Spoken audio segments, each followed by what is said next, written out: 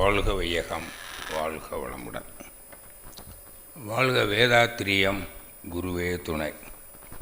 அன்பார்ந்த மாணவ செல்வங்களே, பெரியோர்களே, ஆசிரியர் பெருமக்களே, உங்கள் அனைவரையும் பெருமதிப்போடு வணங்கி வாழ்த்தி வரவேற்று இந்த பிரம்மஞான பயிற்சியில் இரண்டாவது நாள் முதல் அமர்வில்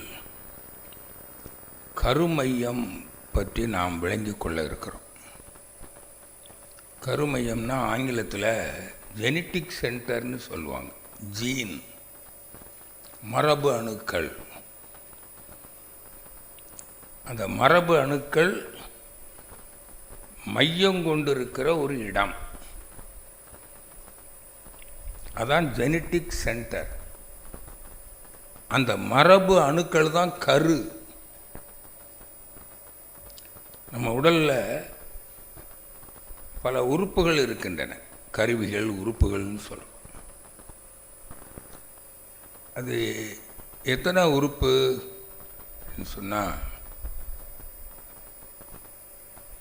ஒரு 20 உறுப்பு இருக்குது. அது உங்களுக்கு தெரியும், ஆனால் அதை வரிசைப்படுத்தி சொல்கிறேன். இருதயம், நுரையீரல், கல்லீரல், மண்ணீரல், சிறுநீரகம், இரைப்பை, சிறுகுடல், பெருங்குடல், பித்தப்பை, மூத்திரப்பை. இந்த 10ம் உடல் இயக்க கருவிகள். சீரணம்னு சொல்கிறோம் இல்லையா, டைஜஷன், உடல் இயக்கம். இது உடல் இயக்கத்துக்கான உறுப்புகள்னு சொல்லுவாங்க. இதில் ஆர்கன்ஸ்ன்னு சொல்லுவாங்க. அடுத்தது மன இயக்கத்துக்கு ஒரு 10 உறுப்பு இருக்குது, 10 கருவிகள் இருக்குது. கை, கால், வாய், பால் உறுப்பு, குதம், தோல், நாவு, மூக்கு, கண்ணு, காது. ஒன்றுமே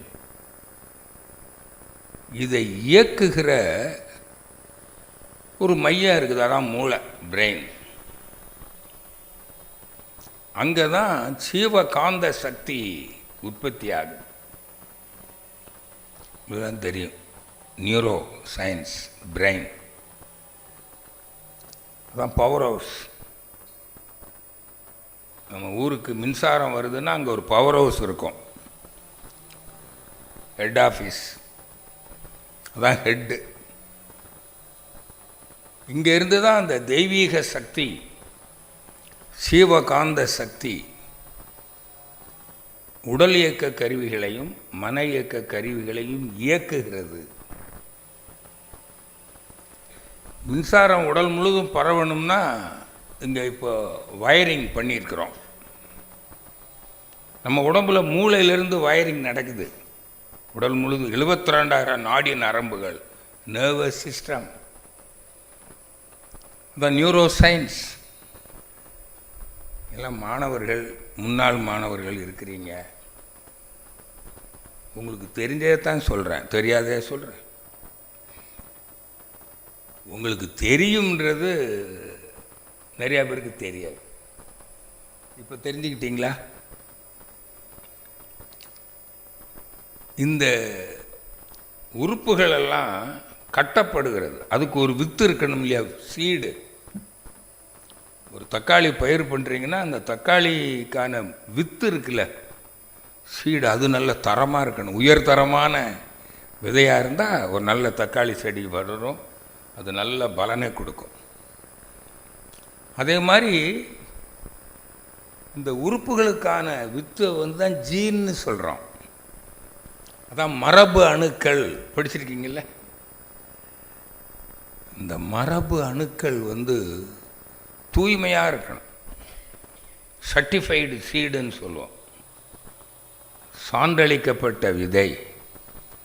இதுபோல் அதனுடைய தரம் உயர்வாக இருந்ததுன்னா உங்களுடைய உடல் உறுப்புகள் எப்படி இருக்கும்? அது எவ்வளவு காலம் வாழும்? வயோதிக காலம் வரையில்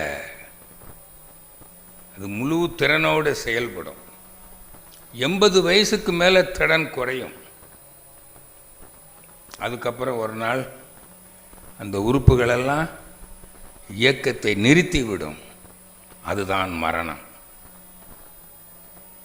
புரியுதா? புரிஞ்சுதா இல்லையா? அதை இயக்குவதற்கு என்ன வேணும்? சீவகாந்தம். இப்போ இங்கே இருக்கிற மின்சார கருவிகளெல்லாம் இயக்குவதற்கு மின்காந்தம் எவ்வளவு மதிப்புடையதோ அதுபோல் நம்ம உடம்பில் ஒரு சாஃப்ட்வேர் இருக்குது. இந்த உறுப்புகளெல்லாம் hardware, software, that is bio magnetic energy. அதுதான் மனம் என்று சொல்லுகிறோம். அதை வளப்படுத்தணும். அந்த ஜீவகாந்த வளம், அதுதான் மன வளம். புரியுதா? அப்போ அது வளம்னா என்ன? அதுடைய திணிவு, வோல்டேஜ், அது வளம். இன்னொன்று அறிவு.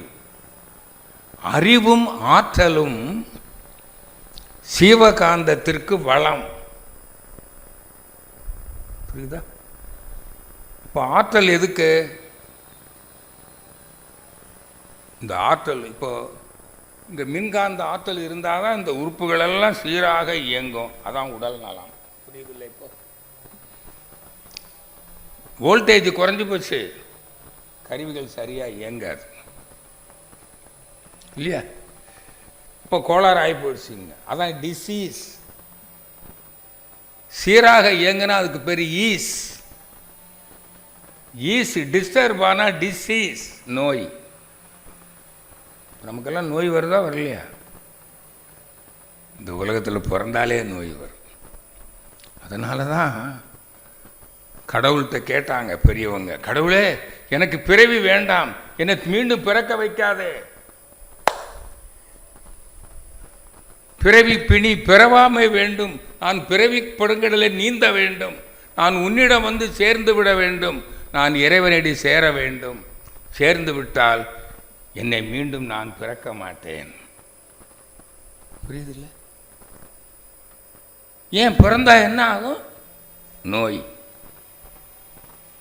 இப்போ நீங்கள் எல்லாம் வாழ்கிறோம், நாம் மீண்டும் பிறந்தோம்னு வச்சுக்கோங்க. இப்போ இது வரைக்கும் நோயில் அவஸ்தைப்பட்டிருக்கோமா இல்லையா? வாழ்நாள் முழுக்க நோய் துன்பம் அனுபவிக்காதவங்க ஒருத்தர் உண்டா? அதனால தான் பிறவியே பிணின்னு சொன்னான். பிறவாமை வேண்டும், பிறக்கக்கூடாது. அப்போ நீங்கள் எல்லாம் வாழ விரும்புகிறீங்களா? மீண்டும் பிறக்கணுமா? யாராவது கை தூக்குங்க பார்க்கலாம். பிறந்தால் நோய் வரும். எப்படிப்பட்ட நோய் வரும்னு சொல்ல முடியாது. நிறையா பேர் பாருங்கள், பெரிய உயிர்கொல்லி நோய்கள்லாம் நிறையா பேருக்கு வந்திருக்குது. அந்த நோயோட அவஸ்தைப்படுறாங்க. நிறையா பேர் செத்து போகிறாங்க. 80 வயசுக்கு மேலே தான் மரணம் வரணும். நீதி 80 வயசுக்கு மேலே வாழ்கிறவங்க எத்தனை பேர் சொல்லுங்கள்? இன்னைக்கு காலையில் சூரிய உதயத்திலிருந்து இதுவரையில் உலகம் முழுவதும் 80 வயதுக்கு உட்பட்டவர்கள் எத்தனை பேர் செத்து மடிந்திருக்கிறார்கள்? உங்களுடைய உறவினர்கள், உங்களுடைய நண்பர்கள் செத்துருப்பாங்களா இல்லையா? சரி, நீங்கள் எப்படி வாழணும்னு நினைக்கிறீங்க? நீங்களும் இப்படி இடையில போகிறதா முடிவு பண்ணியிருக்கீங்களா? அதுக்காக வந்தீங்க? பர்த்டேல கொண்டாடுற விஷ் யூ ஹாப்பி. எது லாங் நீடூழி வாழ்க, மகிழ்ச்சியாக வாழ்க. அப்படிதானே? புரியுதுல? எல்லாரும் மகிழ்ச்சியாக வாழ்கிறாங்களா? நீண்ட காலம் வாழ்கிறாங்களா? அதோட கல்யாணத்தை சொல்லுவாங்க, ஹாப்பி ப்ராஸ்பரஸ் அண்ட் லாங்.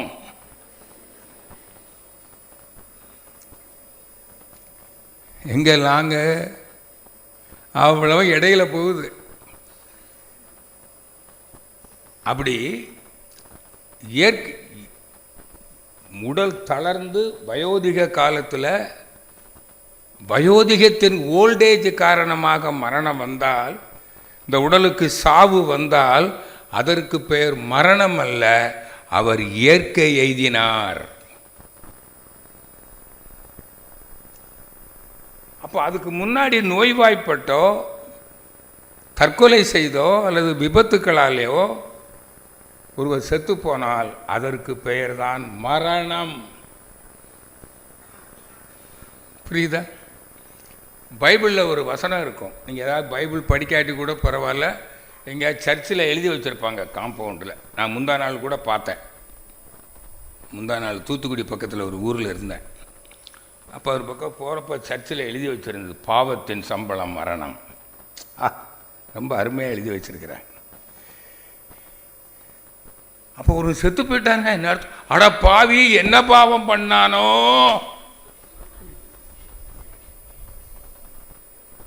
அதனால தான் ஒருத்தர் நோய்வாய்ப்பட்டா நம்ம எப்படி இறக்கப்படுறோம்? ஐயோ பாவம். செத்து போயிட்டான்னா ஐயோ பாவம் போச்சே. அவனுக்கு பாவத்திலிருந்து விடுதலை. ஏன்னா இனி அவனுக்கு துன்பம் இல்லை. ஆகையினால் மரணமே அவனுக்கு விடுதலை கொடுத்து விட்டது. ஆனால் வாழும் வரை துன்பப்பட்டான் அல்லவா? சாகு வரை துன்பப்பட்டானா இல்லையா? அப்போ நல்ல சாவா? ஒருவங்கிட்ட கெட்ட பழக்கம் இருக்கு, தனக்கும் தீங்கு செய்கிறான், பிறருக்கும் தீங்கு செய்கிறான். அவனை எப்படி சொல்லுவீங்க? நீ நல்லபடியா சாவ, அப்படியா சொல்றோம்? நீ நல்லபடியா சாவ மாட்டடா, நீ இடையில போயிடுவ. அது எப்படி போவ? நோய்வாய்ப்பட்டு விபத்துக்களில் அல்லது படுக்கையில் படுத்து மூத்திரம் கழிவு எல்லாம் படுக்கையிலே போய் உங்களை எட்டி பார்க்க கூட பெத்த பிள்ளைகள் கூட வர்றதுக்கு யோசிக்கும். அதுக்குன்னு ஒரு நர்ஸை போட்டு, நான் பார்க்க மாட்டேங்க அப்பாவை, நர்ஸை வச்சு பாரு. அது ஏதோ புண்ணியம், நல்ல ஆத்மாக்கள் இருக்குது, நிறையா பேர் பார்க்குறாங்க. வந்து பெரிய பணக்காரங்க வீட்டிலலாம் வயசான கிளடு போயிடுச்சுன்னா அவங்களுக்கு கவலையே கிடையாது. தனியாக ஒரு ரூம் போட்டு ஏசி போட்டு வேலைக்கு ஆள் போட்டு அங்கே விட்டுருவாங்க. அப்புறம் ஒரு நாளைக்கு வந்து சொல்லுவேன், செத்து போயிட்டார். அப்படியா? சரி, உடனே ஆளை சொல்லி விட்டு சீக்கிரமாக அடக்கம் பண்ணிடுங்க, அவ்வளோதான், முடிஞ்சு போச்சு. இப்படி சாகணுமா? மரணம் எப்படி வரணுமுங்க?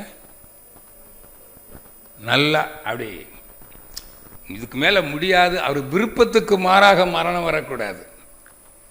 அப்படியே ஏதோ 2 நாள் 3 நாளோ அல்லது ஒரு வாரமோ இப்படி கொஞ்சம் சாப்பிடாம இருந்திருப்பாங்க. அவங்களுக்கு மூத்திரமலம் கூட போகாது, அப்படியே உயிர் போயிடும். அதான் நல்ல மரணம். சொல்லிட்டு போவாங்க, எல்லாம் அக்கௌண்ட்ஸ் எல்லாம் செட்டில் பண்ணிவிட்டு ஏடிஎம் கார்டெல்லாம் கொடுத்துட்டு சொத்தெல்லாம் உயிர் எழுதி வச்சுட்டு வரவு செலவு கணக்கெல்லாம் எழுதி கொடுத்துட்டு, எங்கள் அப்பா அம்மாலாம் அப்படி தான் போனாங்க.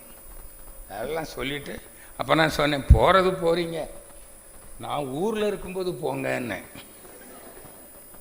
எங்கள் அப்பாட்டையும் சொன்னேன். அப்போ நீ எப்போ வருவேன்னு கேட்டார். அடுத்த வாரம் வர்றேன்னு சொன்னேன். வந்தால் 4 நாளைக்கு இருப்பேன்ப்பா. என் மனசுக்குள்ளே நினச்சிக்கிட்டேன், அந்த 4 நாளில் எங்கள் அப்பா போகணும்னு. நான் போன 3ஆவது நாளே போயிட்டார். இருந்தாலும் பரவாயில்ல, வந்து அடக்கம் பண்ணிட்டு. எங்கள் அம்மா அப்படி இல்லை, நீ இருக்கும்போதா, நான் இருக்கும்போதா, நீ இருக்கும்போது நான் போவேன். அதே மாதிரி நான் இருக்கும்போது, நான் மட்டும் எங்கள் உறவினர்கள் எல்லாரும் இருந்தாங்க. என் தங்கச்சி மகளுக்கு திருமணத்துக்கு மறுநாள் எங்கள் அம்மா செத்து போனார்கள். எல்லாரும் ஊரில் இருந்தோம், ஒரு கஷ்டமும் கிடையாது. புரியுதா? அப்படி போனோம். அதான் நல்ல சாவு. நாங்கள்லாம் ஒருத்தர் அழவே இல்லையே. எங்கள் அம்மா வேற சொன்னீங்க, நான் செத்து போகிறேன் அழுவீங்களா? அது எப்படிமா அழுவோம்? நீ போகலாம் தான் அழுவோம். நீ கிடக்கிறாளே போகாமல் அவசரப்படுத்துகிறாளே. வீடு போங்கும், காடு வாங்கும், ஆனால் இது போகாது. ஜோசியக்காரங்கிட்ட போய் கேட்பாங்க, சாமி இது இந்த ஜாதகம் எப்போ போகும்னா, உடனே அவன் அமாவாசை வந்தால் போகும்னா. அமாவாசை மாதம் வருது சாமி, அமாவாசை வந்து போகுது, இது போக மாட்டேங்குதே. உடனே அவங்க இங்கே ஆண்டவனை வேண்டிக்குங்க. எப்படி உங்கள் அம்மா சீக்கிரம் சாகணும்னு நீ ஆண்டவனை வேண்டிக்கேன்னு சொல்கிறான் ஜோசியக்காரன். புரியுதா? சரி, நீங்கள்லாம் எப்படி வாழணும்னு நினைக்கிறீங்க? நான் வாழ்கிறேன். எனக்கு வயசு 80 ஆச்சு. இனி நான் நிச்சயமாக எனக்கு இயற்கை மரணம் தான் வரும். ஏன்னா எனக்கு தெரியும், எனக்கு நோய் நாடி நோய் முதல் நாடி அது தணிக்கும் வாயு நாடி வாய்ப்பை செயல் மகரிஷி சொல்லி கொடுத்துட்டார்.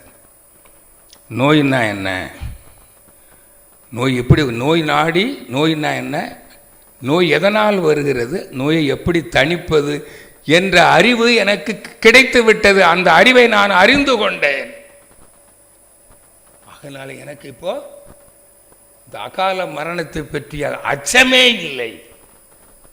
நான் நிச்சயமாக வாழ்வேன். புரியுது? இப்படிங்கெல்லாம் சொல்லணும். இப்படி மேடையில் வந்து, மேடையில் சொல்லாட்டி பரவாயில்ல, உங்கள் வீட்லையாவது போய் சொல்லுங்கள். ஆழியாரில் போய் நீ என்னத்தை கண்டன்னு கேட்டா, நான் உடல் நலத்தோடு நீண்ட நாள் வாழ்வேன், எனக்கு என் உடலுக்கு இயற்கை மரணம் தான், இயற்கையில் தான் நான் மறைவேன், வயோதிக காலத்தில் தான் எனக்கு இந்த உடலுக்கு மரணம் வரும், நான் உடல் அல்ல, நான் ஆத்மா அப்படின்னு சொல்லணும். சொல்லுவீங்களா? அதுக்கு தான். அப்போ ஒருத்தன் உடல் நலத்தோடு நீண்ட நாள் வாழுகிறான் என்றால் அவன் வாழ்க்கையில் துன்பம் இருக்குமா? உடல் துன்பம் இருக்குமா? துன்பம் இல்லை, இல்லையா? இன்னொன்று வேற என்னதுங்க, வாழ்க்கையில் எல்லாருக்கிட்டையும் வாழ்க்கையில் துன்பம் இருக்கா, இன்பம் இருக்கா? இன்பம் இருக்கு. எல்லாரும் வாழ்க்கையிலே அமைதி இருக்கா? வாழ்க்கையில் அமைதி இருக்கு. அமைதி இருந்தால் நீங்கள் ஏன் வர்றீங்க? நீ கற்றுக் கொடுக்க வந்திருப்பீங்க என்ன மாதிரி. என் வாழ்க்கையில் அமைதி இருக்கிறது, எனக்கு துன்பம் இல்லை. துன்பம் 2 வகை தான்.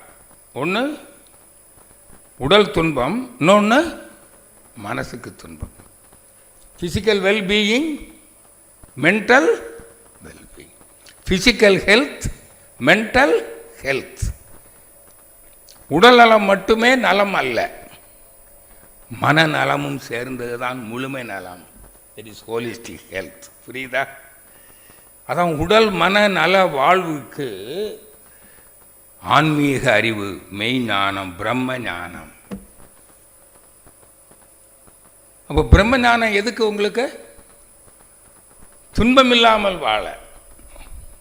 புரியுதா? உடல் நலத்தோடு எப்படி வாழணும்? நீண்ட நாள். மனநலத்தோடும் வாழணும். மனநலம்னா என்ன? இப்போ அடுத்த கேள்வி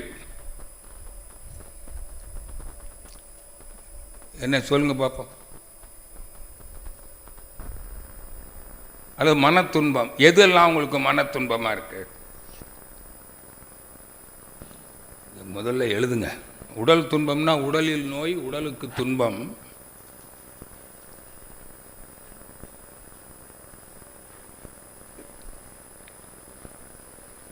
அது உடல் நல பிரச்சனை, உடலுக்கு துன்பம். புரியுதா? அப்படி எழுதுங்க. உடல் நல பிரச்சனை, உடலுக்கு துன்பம். It's a problem, health problem. am I right? உடல் நல பிரச்சனை, உடலுக்கு துன்பம். அப்போ இன்னொரு 3 பிரச்சனை இருக்கு, அது மனதுக்கு துன்பம். ரொம்ப சுருக்கமாக புரிஞ்சு. பொருள் பிரச்சனை, பொருள் பிரச்சனையும் உறவு பிரச்சனையும் மன நிறைவு பிரச்சனையும் மனதுக்கு துன்பம். எழுதுங்க. இப்போ இந்த டெஃபினிஷன்லாம் வேதாத்திரியத்தை தவிர வேற எங்கேயும் நான் படிக்கல. வள்ளுவர் சொல்லுகிறார், எல்லா மகான்களும் சொல்லியிருக்கிறாங்க. ஆனால் அதை சுருக்கமாக புரிகிற மாதிரி எளிமைப்படுத்தி சொன்ன ஒரு மனிதர் நம்முடைய ஆசான் அருள் தந்தை வேதாத்திரி மகரிஷி அவர்கள். இப்போ நான் சொல்றது ஏற்புடையதா இருக்கா?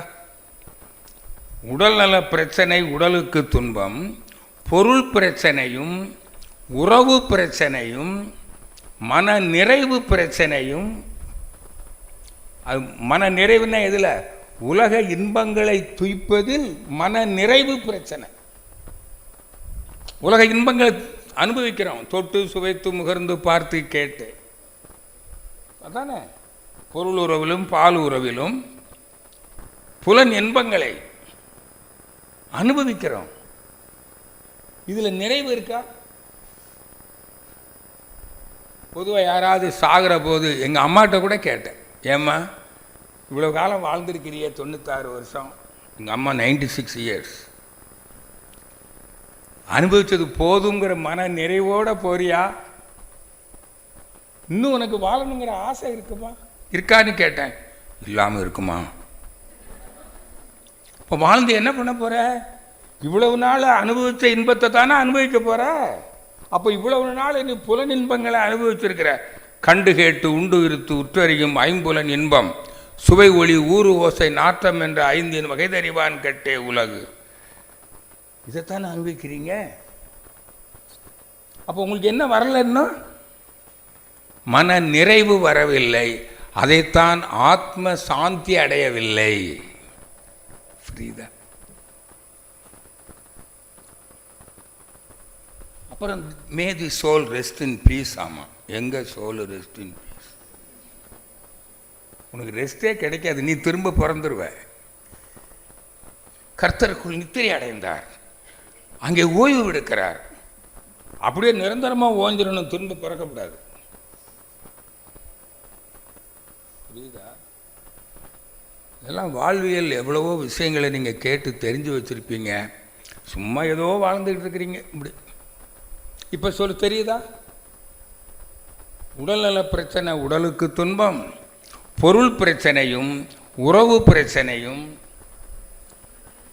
உலக இன்பங்களை அனுபவிப்பதில் மன நிறைவு பிரச்சனையும் மனதுக்கு துன்பம்.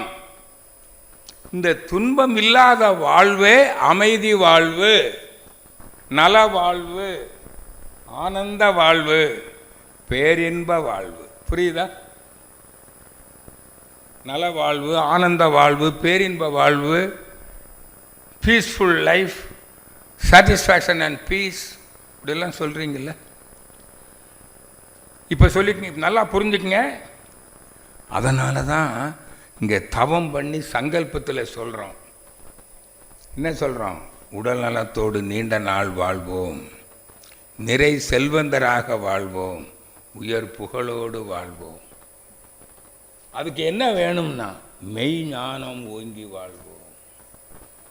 அப்போ உடல் நலத்தோடும் மனநலத்தோடும் வாழ்வதற்கு உனக்கு என்ன வேணும்? மெய்ப்பொருள் அறிவு. அதான் பிரம்ம ஞானம். மெய்ப்பொருள்னா கடவுள், இறைவன், தெய்வம், இயற்கை, நான், எல்லாம் ஒன்று தான். தன்னையோ கடவுளையோ இயற்கையையோ அறிய வேண்டும். தன்னையோ கடவுளையோ இயற்கையோ அறியும் கலையே யோகா.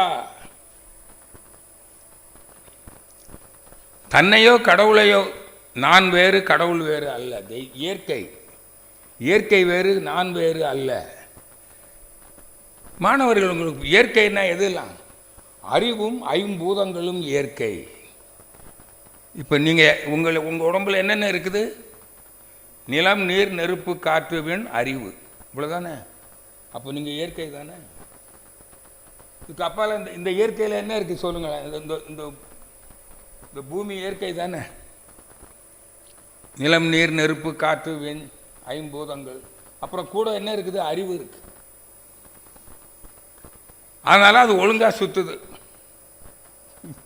ஒரு நாளைக்கு ஒரு சுற்றுது, 365 காலில் ஒழுங்காக சுற்றிக்கிட்டு வருது. அதுக்கு அறிவு இருக்கா இல்லையா? நமக்கு அறிவு இருக்கிறதுனால நாளைக்கு வகுப்பு முடித்த உடனே வீட்டுக்கு போவோம். எங்கேயோ ஏதோ ஒரு பேருந்தில் ஏறி எங்கேயோ போயிட்டோம்னா நம்மளை தேடி கண்டுபிடிச்சி முதல் கேள்வி என்ன கேட்பாங்க? உனக்கு அறிவு இருக்குதா? எங்கேருந்து போனியோ அங்கே திரும்ப வரணுங்கிற அறிவு இல்லை. புரியுதா? புரியலையா? இப்போ சொல்லுங்கள், பூமிக்கு அறிவு இருக்குதா இல்லையா? நமக்கு அறிவு இருக்குதா இல்லையா? எல்லாத்துக்கும் அறிவு இருக்குது. விண்ணுக்கு அறிவு இருக்குது, காற்று, நெருப்பு, நீர், நிலம், அண்டங்கள், உயிரினங்கள் எல்லாத்துக்கும் அறிவு இருக்கு. அந்த அறிவு தான் மெய்ப்பொருள். அந்த மெய்ப்பொருள் தான் விண்ணாகி, காற்றாகி, நெருப்பாகி, நீராகி, மண்ணாகி. இது பாடம் கேட்டீங்களே. அண்டங்களாகி நட்சத்திரங்கள் கோள்களாகி முறையாக கூடி தாவரமாகி புழுவாகி பூச்சியாகி ஊர்வனவாகி கால்நடையாகி வாழ்கின்றோம். இப்போ நீங்கள் யார்? நான் மெய்ப்பொருள், நான் ஆன்மா, நான் கடவுள். நான் கடவுளுடைய தோற்றம். புரியுதா? கடவுள் கண்ணுக்கு தெரியாது, மறைபொருள். நான் தோற்ற பொருள். அப்போ தோற்ற பொருளாக இருப்பது யாரு? இறைவன். இதானே நேற்று பாடம் கேட்டீங்க. நேற்று உங்களுக்கு எல்லாம் தெரிஞ்சு போச்சு நீங்கள் யாருன்னு. நீங்கள் யார்? நான் கடவுளின் தோற்றம், தன்மாற்றம், எவல்யூஷன். அதானே பிரம்மத்தின் தன்மாற்றமே மனிதனில் வந்து முடிந்திருக்கிறது. இதுதான் பிரம்ம ஞானம். புரிஞ்சுட்டீங்களா? அப்போ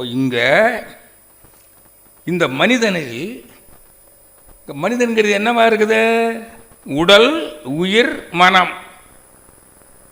அந்த உடலுக்கான மூலப்பொருள் தான் வித்து குழம்பு, ஜீன், மரபு அணுக்கள். அது நம்ம உடம்புல இருக்குதா இல்லையா? இருக்கு. அடுத்தது உயிர். உயிருக்கான மூலப்பொருள் என்னது? விண், எலக்ட்ரான். அதானே உயிர் துகள்களின் தொகுப்பு தானே ஆஸ்ட்ரல் பாடி. ஒன்று பிசிக்கல் பாடி. பிசிக்கல் பாடிக்கு மூலப்பொருள் எது? மரபு அணுக்கள், வித்து குழம்பு. சரிதானே? வித்து. அதானே காய்கறியில் படிச்சீங்க, வித்து. அதான் ஜீன், மரபு அணுக்கள். சரியா?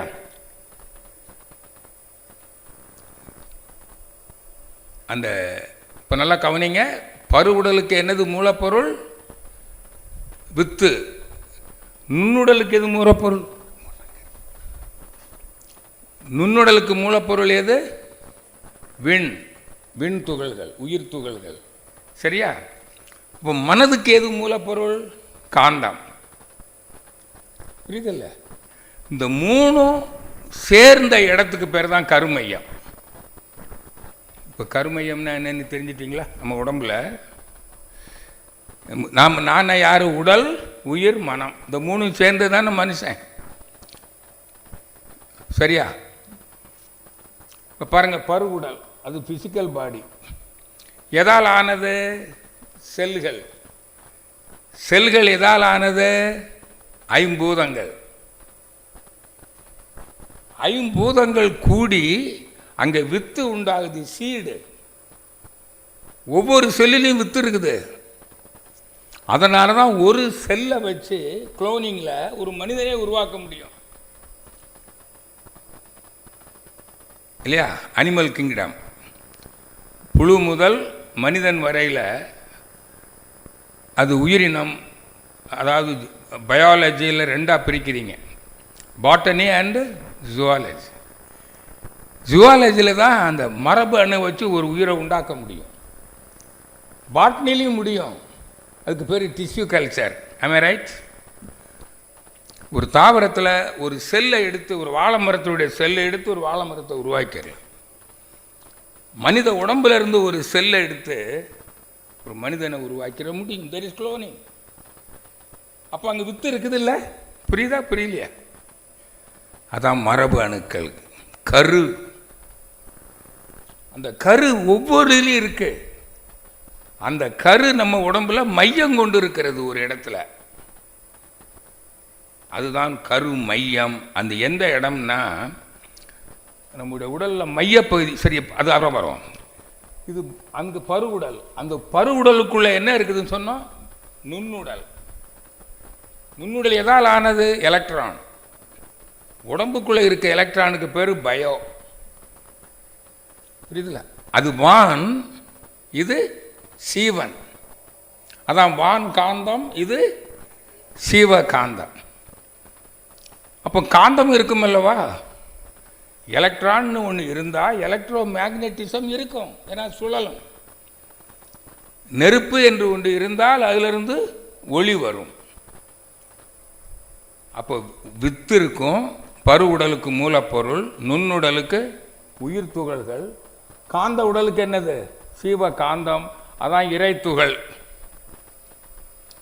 இறைத்துகள் எங்கேருந்து வந்ததுன்னு பார்த்தீங்க? சுத்தவெளி நொறுங்கி வந்திருக்குது. இப்போ புரிஞ்சிட்டிங்களா? இந்த மூன்றும் மையம் கொண்டிருக்கிற இடத்துக்கு பெயர் தான் என்னது? கருமையம். அப்போ இந்த ஜீவகாந்தம், உயிர், வித்து, மையம், இந்த மூணுக்கும் ஒரு சென்டர் பாயிண்ட் இருக்கும்.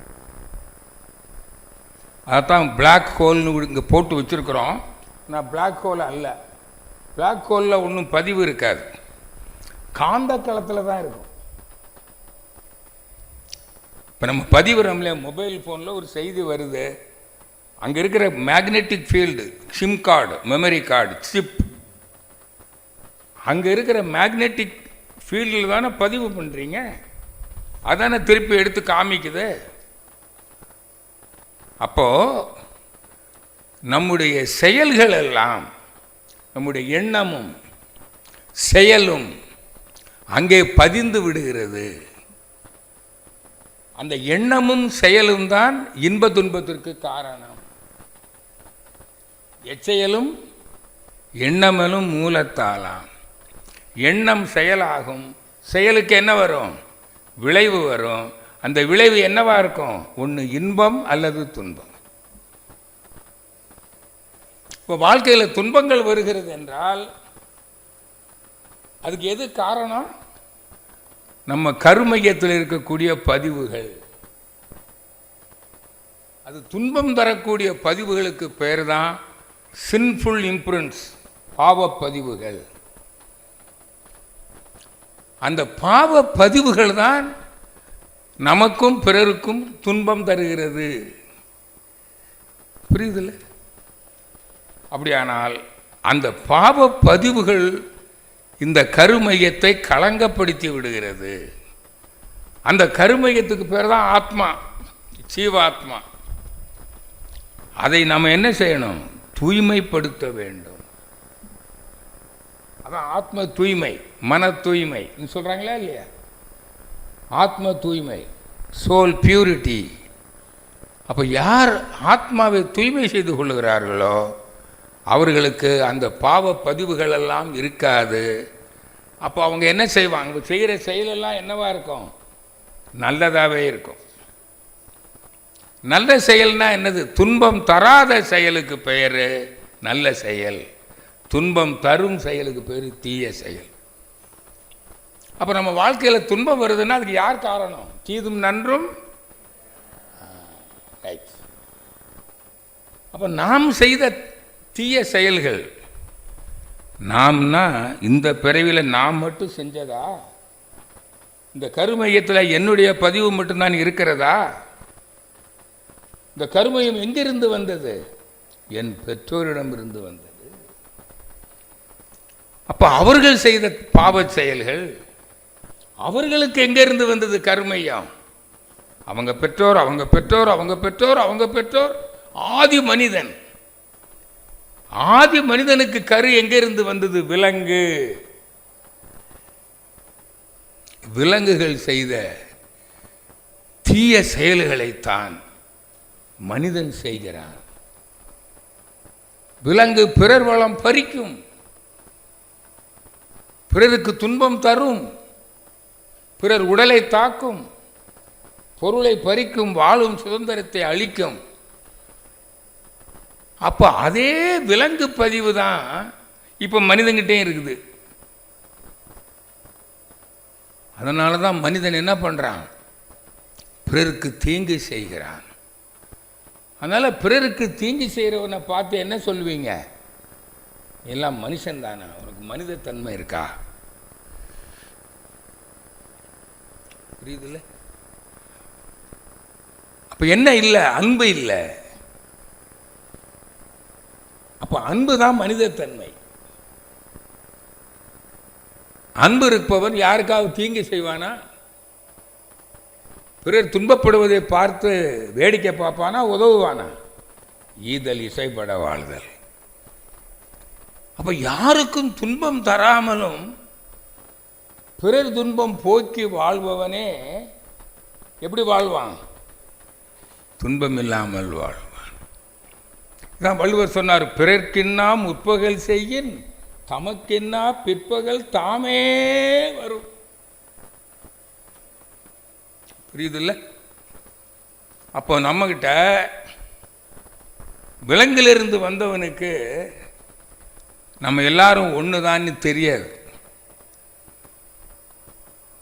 அனைத்துயிரும் ஒன்று, அனைவரும் ஒரே கடவுளுடைய பிள்ளைகள் என்ற அன்பு புரியாது. ஆனால் மனிதனுக்கு நான் யாருன்னு தெரிஞ்சிட்டான்னா, அதான் இந்த மனிதனுக்கு இந்த உலக இன்பங்களை அனுபவிக்கிற அறிவோடும் வந்திருக்கிறான். இன்னொன்று, தன்னை அறியும் அறிவோடும் வந்திருக்கிறான். இதுதான் 6வது அறிவு. இந்த 6வது அறிவை கொண்டு இந்த தன்னை யாரு? நான் மெய்ப்பொருள் ஆன்மா. அந்த பிரம்மத்தை அறிவானேயானால் அவனுக்கு என்ன வந்துடும்? நாம் எல்லாரும் ஒரே பிரம்மத்தினுடைய பிள்ளைகள். இப்போ நமக்கு தாயும் தந்தையும் யாரு? இறைவன், அதான் பிரம்மம். இப்போ நம்ம எல்லாம் தாய், நமக்கு அனைவருக்கும் ஒரே தாய் தந்தை என்றால் நாமெல்லாம் யாரு? ஒரே ஆண்டவருடைய பிள்ளைகள். அப்போ ஒரு அன்பு வருதல்லவா, அந்த அன்புக்கு பேர் தான் சகோதர அன்பு. இந்த அன்புடையவர் தான் விவேகானந்தர். அதனால்தான் சகோதர சகோதரிகளை என்று அழைத்தார். எல்லாரும் கை தட்டினாங்க. அப்ப அந்த அன்பு இருக்கிறவன் தீங்கு செய்வானா? பாவங்கள் செய்வானா? புரியுதா? இவனுக்கு துன்பம் வருமா? புரியுது? அதே மாதிரி இவனுக்கு அன்பு இருந்தால், நான் எதுக்கு வாழ்கிறேன்? இந்த உலக இன்பங்களை அனுபவிக்கணும். எவ்வளோ காலத்துக்கு வாழணும்? இயற்கை மரணம் வர்ற வரையில் வாழணும். அப்போ அந்த அன்பு இருந்தால் இவன் பிறருக்கும் தீங்கு செய்ய மாட்டான். பிறருக்கு தீங்கு செய்தால் பிறருடைய சாபம், வருத்தம் உனக்கு நோயை கொடுக்கும், மரணம் கூட வரும். புரியுதா? அப்போ நோய்க்கு என்ன காரணம்? நாம் பிறருடைய வருத்தத்தை சம்பாதித்தால் நோய் வரும். பிறருடைய பொருளை பறித்திருந்தால் நமக்கு பொருள் பிரச்சனை வரும். நாம் பிறருக்கு துன்பம் தந்திருந்தால் நமக்கும் துன்பம் தருகிற உறவுகள் தான் அமையும். நிறைய பேருக்கு கணவன் மனைவியே அமையல, தெரியுமா உங்களுக்கு? ஏன்னா நான் கூட சொல்வேன், என்னுடைய ஆரம்ப காலத்தில் என்னுடைய மனைவி என்னை மிகவும் கொடுமைப்படுத்தினார்கள்.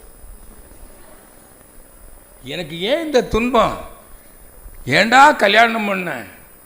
மன முறிவு செய்வதற்கு நான் தயாராக இருந்தேன், வேண்டாம் அப்படின்னு. மகரிஷிக்கிட்ட வந்த பிறகுதான் தெரிஞ்சது, நீ வேற பொண்ணு பார்த்து கல்யாணம் பண்ணாலும் உனக்கு துன்பம் தர்றவா தான் வருவா. ஏன்னா உங்களுடைய முன்னோர்கள், உங்கள் அப்பாவோ உங்கள் தாத்தாவோ பாட்டனோ பூட்டனோ ஓட்டனோ சேயோனோ பரம்பரையில் யாரோ அவர்களுடைய மனைவியை துன்பப்படுத்தி இருக்கிறார்கள். அதனுடைய விளைவு உனக்கு வருகிறது. ஆகையினால் நீ இதை ஏற்றுக்கொள்ளு மகரிஷி சொன்ன பிறகுதான் இனி விவாகரத்து பெட்டிஷன் கொடுக்க வேண்டான்னு முடிவு பண்ணேன். புரியுதா? இப்போ சாமி என்ன சாமி பண்ணுறது? நீ அவர்களை வாழ்த்து, நீ அவர்களுக்கு துன்பம் தராதே, அவர்கள் துன்பம் இல்லாமல் வாழ உதவி செய், அவர்களை வாழ்த்தி கொண்டே இரு, உனக்கு ஒத்து போய் விடுவார்கள். இன்னைக்கும் அதான் நடக்குது. இப்போ என்னோட மனைவி இங்கே பாருங்கள், நாங்கள் 2 பேரும் தனியாக தான் இருக்கிறோம். பிள்ளைகள்லாம் கல்யாணம் பண்ணி கொடுத்தாச்சு. நான் 50 நாட்கள் வரை அயல் நாடுகளுக்கு போய்விடுவேன் இந்த வகுப்பு நடத்துறதுக்கு. தனியாக இருப்பாங்க, இருக்கிறாங்க. எல்லோரும் இருப்பாங்களா அப்படி? இன்றைக்கி கூட காலையில் நான் போய் வரேம்மா, 8 மணிக்கு வருவேன், அவ்வளோதான். அவங்களுக்கு தெரியும், போவாங்க வருவாங்க, அவங்க பாட்டில் அவங்க வேலையை பார்க்குறேன்.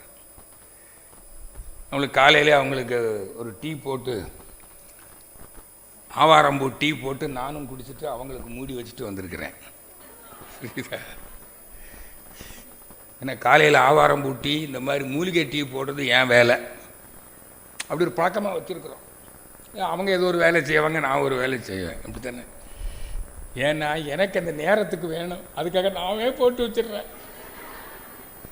அவங்க இடத்துக்கு பண்ணால் நான் ஆலியாருக்கு வர முடியாது. புரியுதா? அது மாதிரி இப்படி வாழ்ந்தோம்னு வச்சுக்கோங்க, என்ன உறவு பிரச்சனை வருமா உங்களுக்கு? கணவன் மனைவியை ஒருத்தருக்கு ஒருத்தர் கொடுமைப்படுத்துகிறாங்க பாருங்க. மனைவியை கொடுமைப்படுத்துகிறவர்கள் அவன் வாழ்நாளில் நோய்வாய்ப்படுவான். கணவனை கொடுமைப்படுத்துகிற மனைவியும் நோய்வாய்ப்பட்டு தான் சாவாள். ஏன்னா சொல்லியிருக்குதுல, பிறர்க்குன்னா முற்பகல் செய்யும், தமக்குன்னா தானுமே வரும்னு. இப்போதான் ஒவ்வொரு யோசிக்கணும். சரி, கணவன் மனைவிக்கு மட்டும்தானா? மற்றவங்க குடும்ப உறுப்பினர்கள், சமுதாய உறுப்பினர்கள் யாருக்குமே துன்பம் தரக்கூடாது. நான் எனது வாழ்நாளில் யாருடைய உடலுக்கும் மனதுக்கும் துன்பம் தர மாட்டேன். துன்பப்படுவோருக்கு என்னால் முடிந்த. அப்படியானால் இப்படி வாழ்ந்தால் உங்களுக்கு உறவு பிரச்சனை இருக்குமா? உடல்நல பிரச்சனை வருமா? சொல்லுங்க. பொருள் பிரச்சனை வருமா?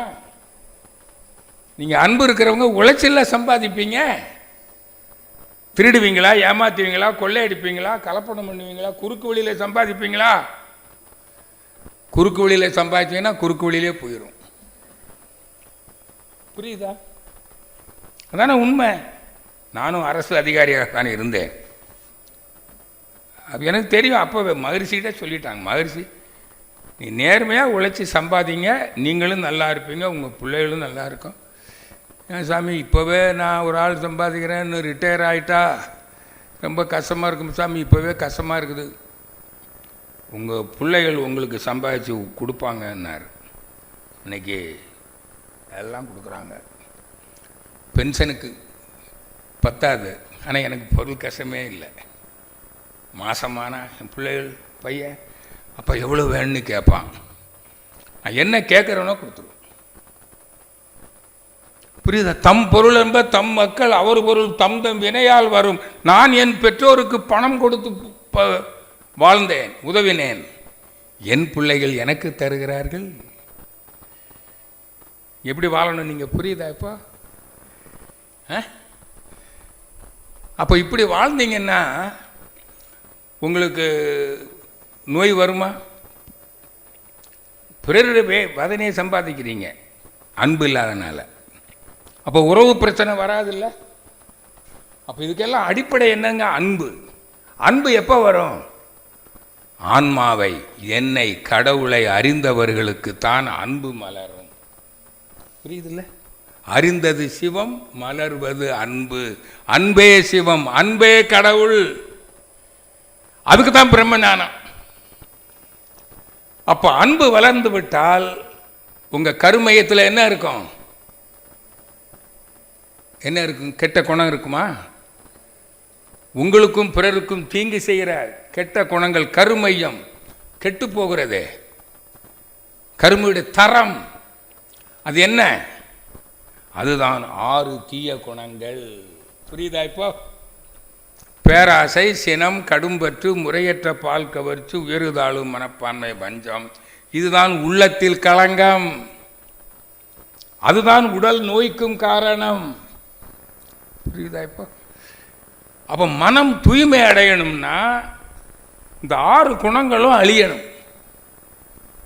அதான் கருமைய தூய்மை.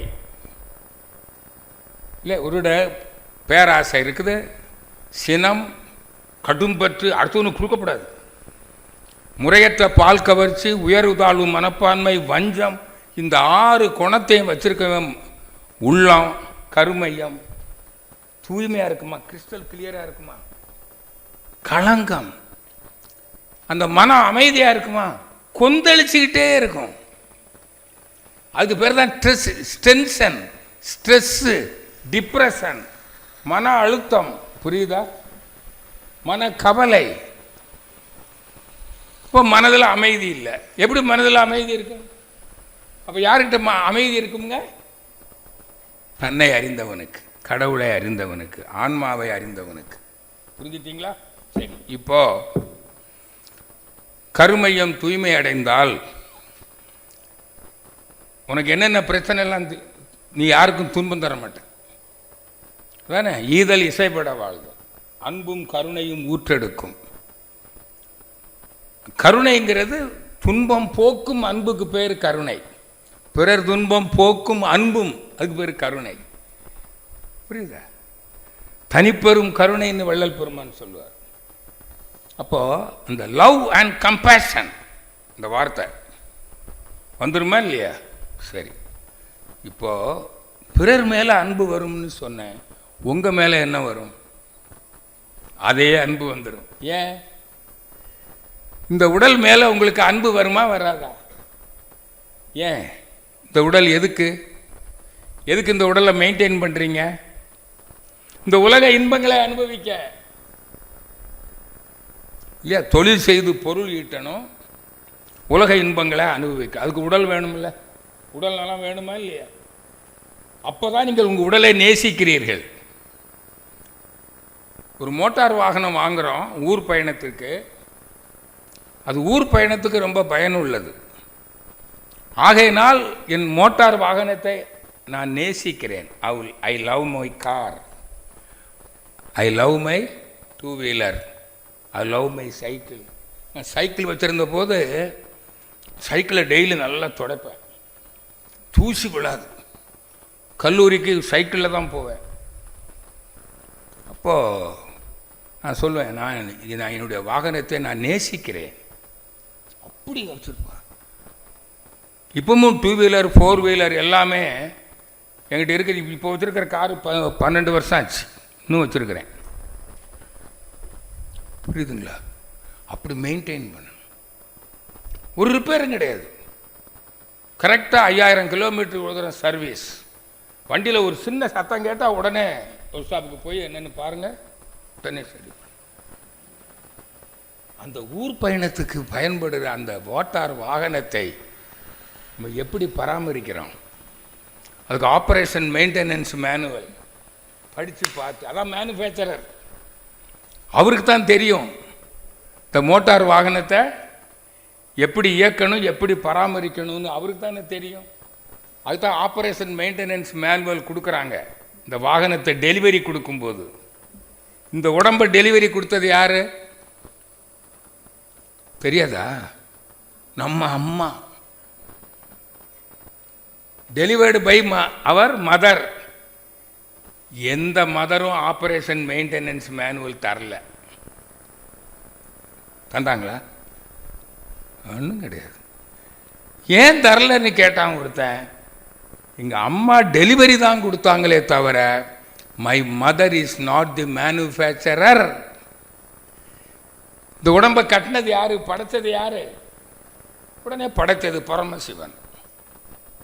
அப்போ அவங்ககிட்டலாம் நீ கேட்கணும், இந்த உடலை எப்படி பராமரிக்கணும். அந்த பரமசிவன் தான் உடலை கட்டி கொண்டு வாழ்கிறான். அவன்தான அறிவு. அப்போ அவன் வாழுகிற இந்த உடலை அப்போ யார் வாழ்றான்? நான் தான் வாழ்றேன். நான் யாரு? நான் என்பது அறிவு, சுத்த வெளி, மெய்ப்பொருள். புரியுதா? அப்ப நான் வாழுகிற இந்த உடலை நான் தானே பாதுகாக்கணும். புரியுதா? என் உடலை நான் தானே பாதுகாக்கணும்.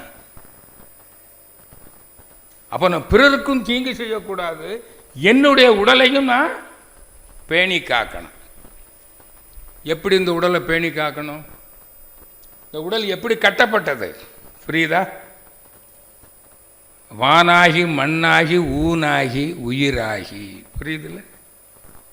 விண்ணாகி காற்றாகி நெருப்பாகி நீராகி மண்ணாகி முறையாக கூடி உடலாகி உடலை இயக்கும் உயிராக சீவகாந்தமாக இருப்பது யார்?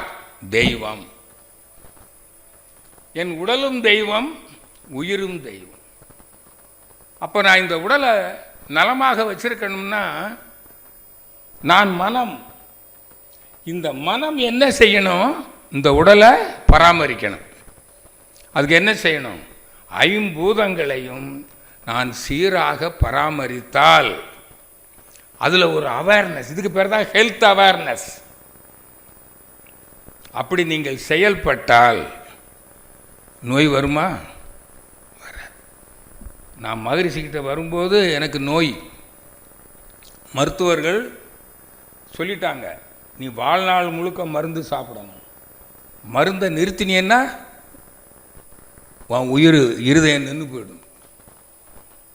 நீ வாழணும்னா மருந்து சாப்பிட்டு தான் ஆகணும்னாரு. அப்போ எனக்கு ரொம்ப சங்கடம்னா, வாழ்நாள் முழுக்க அப்போ நோயோட மருந்தோட அவஸ்தை தானே அது, செலவு வேற. மருந்து சாப்பிட்றது எவ்வளோ கஷ்டமான வேலை. சாமி இதுக்கு ஒரு விடிவே இல்லையா? எல்லாம் விடிவு இருக்கு. நான் சொல்கிறபடி நீ செயல்படு. உடம்பில் ஐம்பூதங்களையும் சீராக பராமரிப்பதில் நீ கவனமாக இருக்க வேண்டும். அதற்கு நீ என்ன செய்யணும்னு நான் சொல்லி, எல்லாரும் உடல் பயிற்சி, அதுவும் எளிய உடல் பயிற்சி, ஒரு அரை மணி நேரமாவது உடல் பயிற்சி செஞ்சே ஆகணும். இல்லைன்னா உன்னோட உடல் நலத்துக்கு உத்தரவாதம் கிடையாது. ஏன்னா இந்த உடலில் உணவு ஜீரணமாகும்போது கழிவுப் பொருள்கள் பிரிக்கப்படும். அந்த கழிவுப் பொருளை பிரிப்பதற்கு, அது கழிவுகளை வெளியேற்றுவதற்கான ஒரு பயிற்சி உடல் பயிற்சி. உங்களுக்கு தெரியும், லூயிஸ் பாஸ்டர் சொல்லியிருக்காரு, நோய் எப்போ வருது? கழிவுகள் தேங்கும் போது நோய் கிருமிகள், உடலில் தேங்கும் கழிவுகள் தான் நோய் கிருமிகளாக வைரஸ். சயின்ஸ் படிச்சிருக்கீங்களா? Louis Pasteur. இதை புரிஞ்சுக்கிட்டேன்னு அன்னையிலிருந்து நான் உடல் பயிற்சி செஞ்சுட்டு வரேன், 46 வருஷமா. புரியுதா? இதெல்லாம் செய்யணும். அதுக்கு தான் உங்களுக்கு சொல்லி கொடுத்துருக்குறோம் பயிற்சி. உங்கள் ஸ்கூலில் எத்தனையோ விளையாட்டுகள்லாம் சொல்லி கொடுத்தாங்க, அது போதாது. உடல் பயிற்சி செய்யும், கழிவுகளை வெளியேற்றுகிற பயிற்சி. அதே போல் நமக்கு உடலுக்கு வேண்டிய உயிர் சத்துக்கள் வேணுமில்ல, உயிர் சத்து, பயோகெமிக்கல் உயிர் சத்து வேணுமில்ல. அது எதிலிருந்து கிடைக்கும்? உணவுல இருந்து. உணவு மூலமும் மருந்து மூலமும் கிடைக்கும் மூலிகைகள். அது எல்லாருக்கும் சரியாக கிடைச்சிருமா? கிடைக்காது. ஏனென்றால் எல்லோரும் சரியான உணவு, சரியான மூலிகைகளை சாப்பிட முடியாது. அதை சித்தர்கள் கண்டுபிடிச்சாங்க. அப்போ உடலுக்கு வேண்டிய அந்த உயிர் சத்தை எப்படி பெறுவது? அதுக்குத்தான் காயக்கல்ப பயிற்சி. வித்துக்குழம்பை அமுத ரசமாக மாற்றிவிட்டால் நம்ம உடம்பில் இருக்க ஒவ்வொரு உறுப்புகளுக்கும் தேவையான ஜீவ சத்து உற்பத்தி ஆகிவிடும். எங்க? பீனியல் கிளாண்டில் அமுத கலசம். அதுக்குத்தான் வித்துக்குழம்பை அமுத கலசத்தில் கொண்டு இருப்பு வைக்கிறீங்க.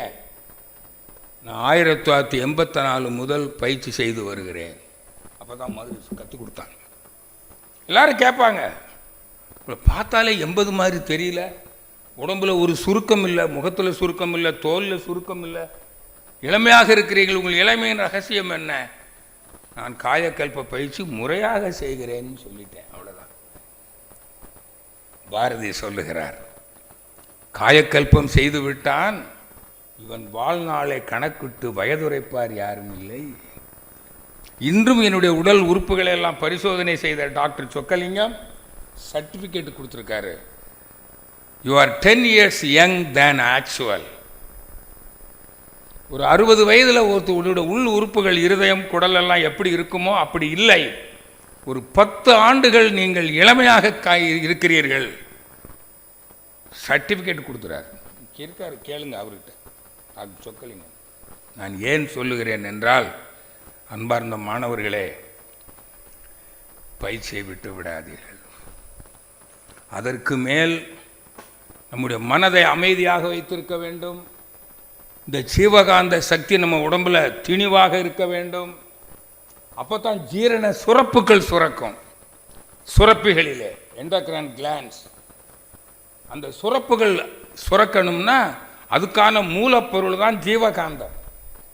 அப்போ ஜீவகாந்தத்தை நம்ம உடம்புல எப்படி வச்சுருக்கணும்? திணிவாக வச்சுருக்கணும்.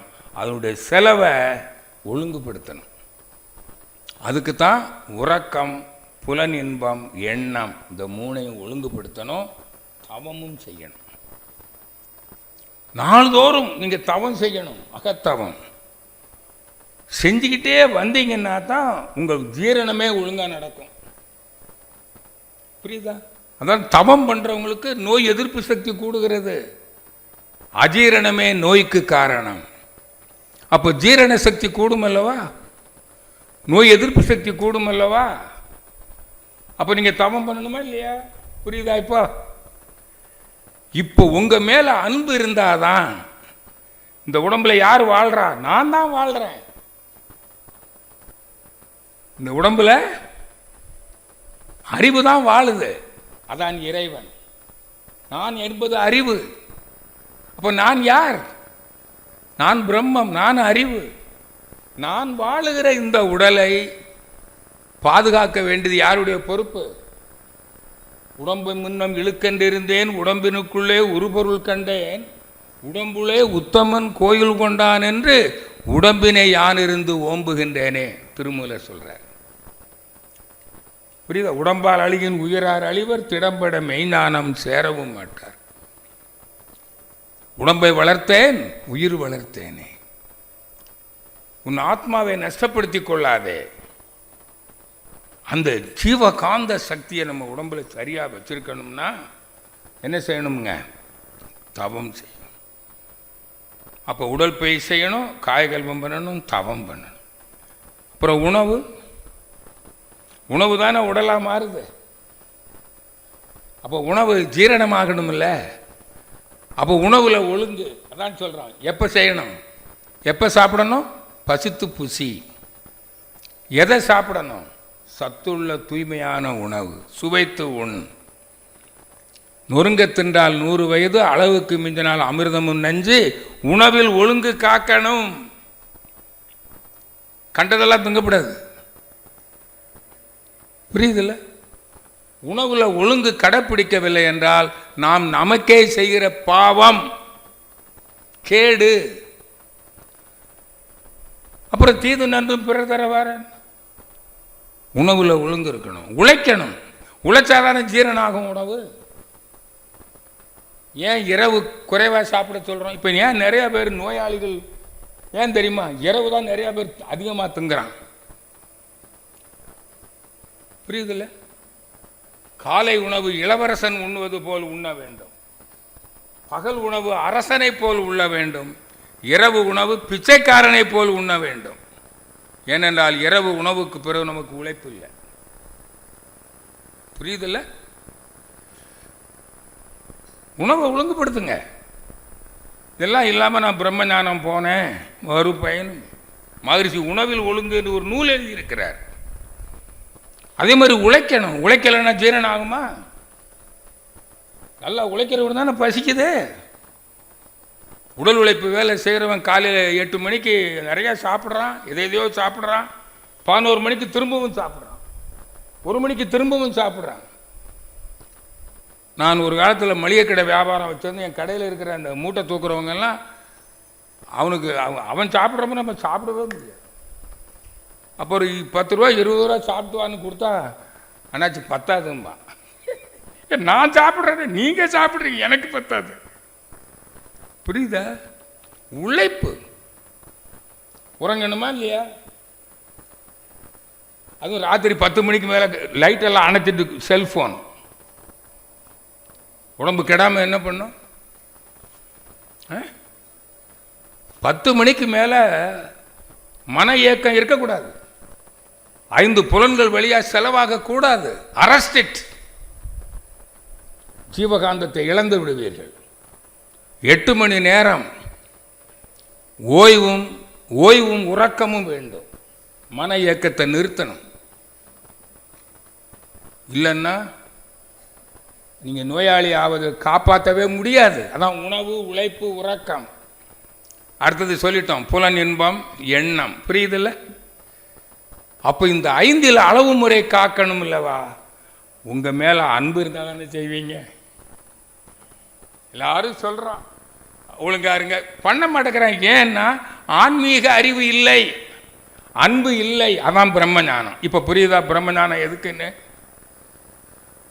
அப்போ உனக்கு அன்பு மலர்ந்து விடும், உனக்கு 6 குணங்களும் அழிந்து விடும், மனம் தூய்மை அடைந்து விடும், கருமையம் தூய்மை அடைந்து விடும்.